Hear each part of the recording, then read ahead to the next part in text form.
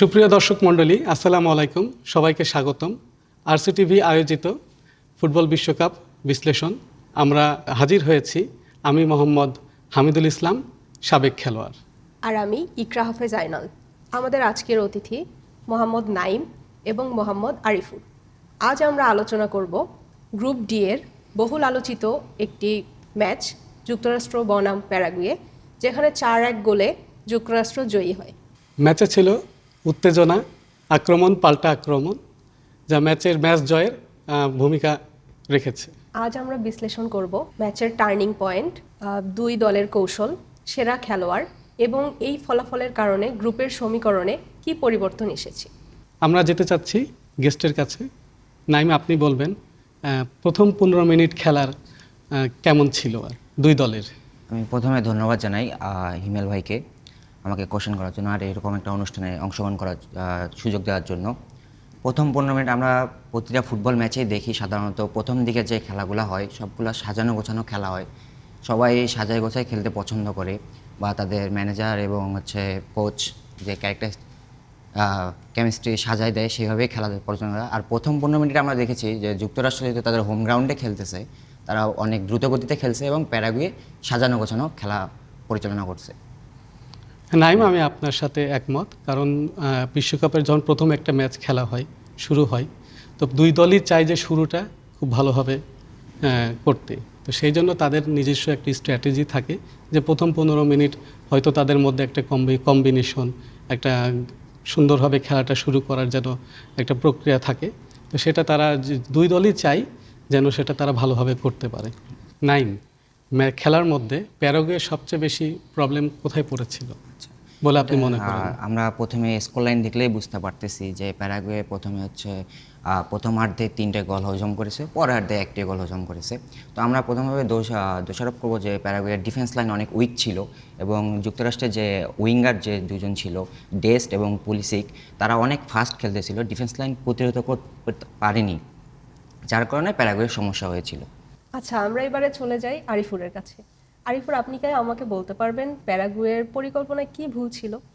ধন্যবাদ ইকরা আপনাকে কথা বলার সুযোগ করে দেওয়ার জন্য। আসলে প্যারাগুয়ের পুরোপুরি কোনো ভুল ছিল না, তবে প্রত্যেকটা টিম তার নিজস্ব একটি ট্যাকটিক্স লাইন আপ নিয়ে মাঠে নামে, তারাও সেই সেম কাজই করেছিল। কিন্তু ইউএসের যে অ্যাটাকিং, ইউএসের যে দুই উইঙ্গার, তাদের অ্যাটাকিংয়ে প্যারাগুয়ের ডিফেন্স শতভাগ পরিপূর্ণ করে উঠতে পারেনি, সাফল্য লাভ করেনি প্যারাগুয়ের ডিফেন্স।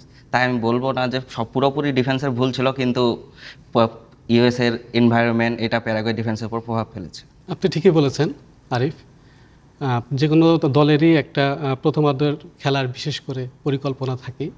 তো সেই পরিকল্পনা অনুযায়ী যুক্তরাষ্ট্র তাদের প্রত্যাশিত যে খেলাটা হোম গ্রাউন্ডে, তারা খুব সুন্দর করে সেটা খেলতে পেরেছে, কারণ বিধায়ী তারা প্রথমার্ধে ম্যাচের ব্যবধানটা অনেক বৃদ্ধি করতে পারছে।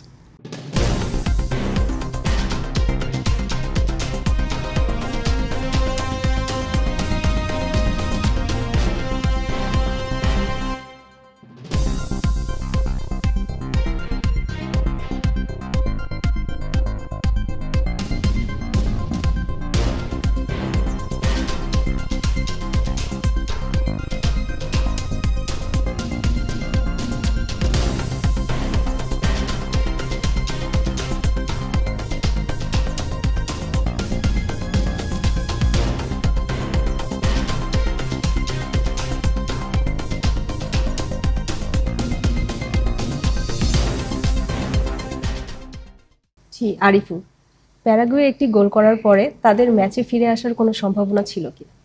আসলে এই খেলা বিষয়ে শুরুতে কিছু বলা যায় না, খেলা শেষ পর্যন্ত তার ফলাফল পরিবর্তন করতে পারে। প্যারাগুয়ে প্রথম হাফে যে 3টি গোল হজম করেছে, এটা তাদের জন্য অনেক কঠিন হয়ে পড়ে ম্যাচে ফেরা। আর সেকেন্ড হাফে ইউএসএ তাদের সম্পূর্ণ খেলা তার নিজেদের নিয়ন্ত্রণে নিয়ে নিয়েছে এই 3টি গোল করার পর। প্যারাগুয়ে 1টি গোল করার পরেও ইউএসএ লাস্ট মিনিটে আরও 1টি গোল করে ফেলে। নাইম, যুক্তরাষ্ট্রে এই ম্যাচের সবচেয়ে শক্তিশালী দিক কী কী ছিল বলে আপনি মনে করেন? আচ্ছা, শক্তিশালীর দিকে প্রথমে বলতে হয় তাদের নিজেদের মাঠে খেলা ছিল, হোম গ্রাউন্ডে খেলা ছিল। তো হোম গ্রাউন্ডে খেলা থাকলে তারা যেভাবে কিছু আত্মবিশ্বাস তারা পাবে এবং তাদের দর্শকদের সাপোর্ট তারা অনেক বেশি পেয়েছিল মাঠের মধ্যে, যেটা প্যারাগুয়ের উপরে ইফেক্ট পড়েছে। আমাদের মোহাম্মদ আরিফুর রহমান যেটা বলেছে যে হচ্ছে দর্শকদের চাপের কারণে প্যারাগুয়ের ডিফেন্স অনেক বেশি উইক হয়ে গেছিল। এটা খেয়াল করা গেছে আমাদের ম্যাচের মধ্যে, এই ম্যাচের মধ্যে আমরা এটা খেয়াল করেছি সবাই। না, ঠিকই বলেছেন, যেহেতু হোম গ্রাউন্ডে একটা খেলা, একটা চাপ থাকে বাড়তি, এবং সেটা তাদের অনেক সময় মানসিক ভাবে শক্তিশালী করে তোলে, যেহেতু তারা সবাই প্রফেশনালভাবেই তারা মাঠে নামেন আর কি। সব কিছু মিলিয়ে যুক্তরাষ্ট্র তাদের সেরা খেলাটাই দর্শকদের দিতে পেরেছে বলেই ব্যবধানটা এত বৃদ্ধি পেয়েছে আসলে। জি, স্কোর 4-1 না হয়ে কি আরো বেশি হতে পারতো আরিফুল? হ্যাঁ, স্কোর 4 না হয়ে আরও বেশি হতে পারতো। অবশেষে খেলা পর্যবেক্ষণ করে দেখি আমরা দেখতে পারি যুক্তরাষ্ট্র প্রায় 17টি শট মেরেছে, যার মধ্যে অন টার্গেট গেছে প্রায় 8টির মতো শট। যেদিকে প্যারাগুয়ে মারছে প্রায় 8টার মতো শট, অন টার্গেট গেছে 4টা। তার মধ্যে শট অন টার্গেটের এই 8টা শটের ভিতর 4টা স্কোর হয়েছে যুক্তরাষ্ট্রের। এ থেকে বোঝা যায় যুক্তরাষ্ট্র আরও স্কোর করতে পারতো, প্যারাগুয়েরও আরও স্কোর হইতো, কিন্তু দুর্ভাগ্যবশত তা হয়নি। জি, আপনি ঠিক বলেছেন। আচ্ছা, আজকের ম্যাচে সবথেকে সুন্দর মুহূর্ত কোনটা ছিল আপনি মনে করেন? আসলে আমি বলতে চাই সম্পূর্ণ খেলাটি দুর্দান্তমূলক ছিল। 4টা গোল 4টি হানি ব্যাপার নয়, তবে আমি বলতে চাই লাস্টের যে গোলটি করেছিল যুক্তরাষ্ট্রের প্লেয়ারটা ট্রিভেলা শটটা দিয়ে, তার একটা দুর্দান্তমূলক গোল ছিল যা আমি মনে করি। নাইম, আজকে যদি দুই খেলার দলকে আপনি যদি নম্বর দিতে চান, তাহলে কত নম্বর দিবেন? আমি প্রথমে যুক্তরাষ্ট্রকে 10-এর মধ্যে 9 দিব এবং প্যারাগুয়েকে তাদের পারফরমেন্স অনুযায়ী আমি 10-এর মধ্যে 4 দিব। কারণ প্যারাগুয়ের আমরা খেলা দেখেছি যা তাদের ডিফেন্স লাইন অনেক বেশি উইক হয়ে গেছিলো। তো এটা আমার ব্যক্তিগত মতামত আর কি। ধন্যবাদ আপনাকে। আপনি নাইম ঠিকই বলেছেন, যুক্তরাষ্ট্র তাদের ঘরের মাঠে যেভাবে খেলেছে প্রত্যাশা অনুযায়ী, সেই অনুযায়ী যুক্তরাষ্ট্রকে আমরা 9 দিতেই পারি, এবং প্যারাগুয়ে তাদের প্রত্যাশিত খেলা প্রদর্শন করতে পারেনি, তার জন্য আমরা আপনি যে নম্বরটি দিয়েছেন সেটি আমরা দিতেই পারি। আচ্ছা আরিফুল, আজকের ম্যাচের কোন বিভাগে সবচেয়ে বড় ব্যবধান ছিল? আসলে একটি খেলায় 3টি ভাগে প্লেয়ারগুলো থাকে, ডিফেন্স, মিডফিল্ড, অ্যাটাকিং। তার মধ্যে মিডফিল্ড যে ভালো মতো ডোমিনেন্ট করতে পারবে সে আসলে পুরো খেলাটা পরিচালনা করবে। তার মধ্যে যুক্তরাষ্ট্র টিমটার কথা আমি যদি বলতে চাই, ডিফেন্স, মিডফিল্ড, অ্যাটাকিং সব ভালো ছিল। তার মধ্যে মিডফিল্ড তাদের আরও দুর্দান্তমূলক ছিল, কারণ আমরা খেলা শেষে যদি তাদের রেটিং দেখি, প্রত্যেকটার রেটিং অনেক ভালো ছিল। 7.8, 7.8, 8-এর উপরে এরকম রেটিং ছিল। ডিফেন্স খারাপ ছিল তা আমি বলবো না, তাদের অ্যাটাকিংও বেশ ভালো ছিল, যার কারণেই তারা 4টা গোল দিতে পেরেছিল। আপনি ঠিকই বলেছেন আরিফ, বিশেষ করে স্ট্রাইকারের কথা যদি আমরা বলি, তো তারা তাদের সুযোগগুলি যথার্থভাবে কাজে লাগিয়েছে, যার কারণে গোলের ব্যবধানটা অনেক বেশি ছিল, 4-1।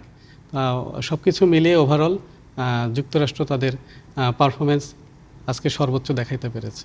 আগামীকাল ব্রাজিল বনাম মরক্কোর যে ম্যাচটি হতে যাচ্ছে, আপনার প্রেডিকশন থেকে আপনি কি বলতে পারেন যে এখানে কে জয়ী হতে পারে? ব্রাজিল বনাম মরক্কো, আজকের ম্যাচটির কথা বললে যুক্তরাষ্ট্র আর প্যারাগুয়ের কথা বললে তাদের গোল ব্যবধান ছিল অনেক বেশি। আর আগামীকালের ম্যাচ ব্রাজিল আর মরক্কো, 5বারের বিশ্ব চ্যাম্পিয়ন ব্রাজিল অনেক শক্তিশালী একটি দল। মরক্কো কম বলা যাবে না, কারণ তারাও একটি ভালো দল। এই ব্রাজিল যদি তাদের আগের পারফরমেন্স ধরে রাখে, তারা যদি তাদের বেস্টটা দিয়ে খেলে, তাহলে আশা করা যায় এই ধরনেরই গোল স্কোর ব্যবধান আসতে পারে ম্যাচ। আরিফ, আপনি ঠিকই বলেছেন, ব্রাজিল বিশ্বকাপের জন্য সবসময় হট ফেভারিট একটি দল। সাথে আমরা মরক্কোকেও আমরা ছোট করে দেখার কোনো সুযোগ নেই। সব কিছু মিলিয়ে আর কি আজকের যে খেলাটা হলো যুক্তরাষ্ট্র এবং প্যারাগুয়ে, তারা যেভাবে শুরু করেছে যুক্তরাষ্ট্র, তারা তাদের পারফরমেন্স প্রত্যাশিতভাবে যেভাবে খেলেছে, সেটা যদি আগামীকালকের খেলায় ব্রাজিল যদি দেখাতে পারে শুরু থেকেই, তাহলে আমাদের বাংলাদেশের দর্শকরা যারা আছেন, ব্রাজিলে ফ্যান যারা আছেন, তারা সেটি খুব ভালোভাবেই আজকের যে ব্যবধানটা হয়েছে সেটি মানে পুনরায় দেখতে পারবে। আর আমি এখানে একটা কথা অ্যাড করতে যাচ্ছি যে মরক্কোর গতবারই বিশ্বকাপে যে আমরা পারফরমেন্স দেখেছি, তারা কিন্তু অনেক দূর পর্যন্ত এগিয়ে গিয়েছিল। তো এবারও আশা করব আমরা যে আমাদের আজকের যে ম্যাচে যে পারফরমেন্স দেখলাম, প্যারাগুয়ের যে পারফরমেন্স যেরকম ছিল, আশা করা যায় যে মরক্কো এরকম কোনো ভুল করবে না। এরকম কোনো ভুল না করলে ব্রাজিলের ক্ষেত্রে একটু কষ্টকরই হয়ে যাবে ম্যাচটা জয় করা। আপনি ঠিকই বলেছেন নাইম, মরক্কো একটি শক্তিশালী দল। গত বিশ্বকাপেও তারা তাদের ভালো জায়গায় গেছেন পজিশনে। এবারও যদি মরক্কো তাদের পারফরমেন্সটা ভালো মতো দেখাতে পারে, তাহলে কিন্তু ব্রাজিলের জন্য ম্যাচটাই কঠিন হয়ে যাবে বলে আমি মনে করি। এই ফর্ম ধরে রাখলে অন্য কোনো দলের পক্ষে যুক্তরাষ্ট্রকে হারানো কঠিন হবে। তবে বিশ্বকাপে আর্জেন্টিনা, ব্রাজিল, ফ্রান্স এবং ইউরোপের মতো দলগুলো তাদের জন্য কঠিনই হবে। আজ এ পর্যন্তই, দেখা হবে পরবর্তী ম্যাচ বিশ্লেষণ পর্বে। সে পর্যন্ত সবাই সুস্থ থাকবেন, ভালো থাকবেন, আল্লাহ হাফেজ।